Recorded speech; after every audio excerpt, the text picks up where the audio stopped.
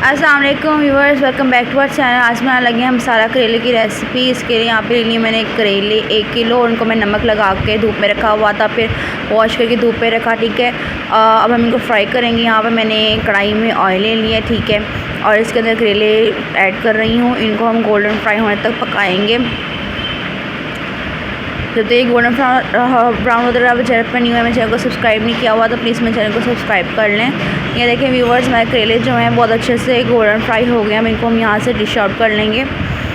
और इसी ऑयल के अंदर मैं यहाँ पे हाफ़ केजी जो है प्याज ले लूँगी। हाफ़ केजी प्याज मतलब 3 बड़े प्याज थे, वो मैंने इसके अंदर ऐड कर दिए। ठीक है, मैंने इनको ज़्यादा गोल्डन नहीं करना, सौते फ्राई रखना है प्याज़ों को। और ये देखें यहाँ पे हमारे व्यूवर्स प्याज जो है सौते फ्राई हो गए हैं। अब मैं थोड़ा सा इसको पकाते रहेंगे। ठीक है, ज़्यादा इसको गोल्डन नहीं करना आपने।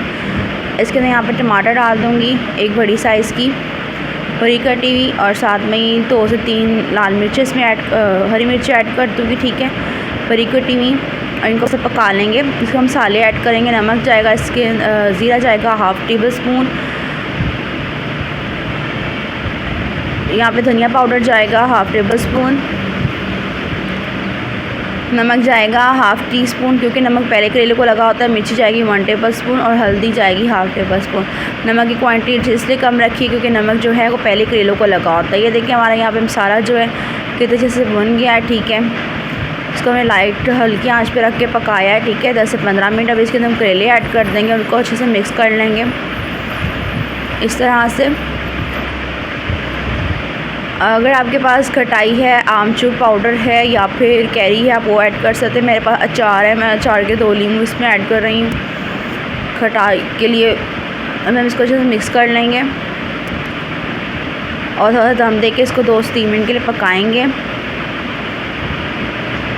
तो व्यूअर्स, जब तक ये करेले हमारे पक रहे हैं, अगर आपने चैनल पर न्यू है, मेरे चैनल को सब्सक्राइब नहीं किया हुआ तो प्लीज़ चैनल को सब्सक्राइब कर लेंगे। देखिए हमारे करेले जो है रेडी हो गए हैं।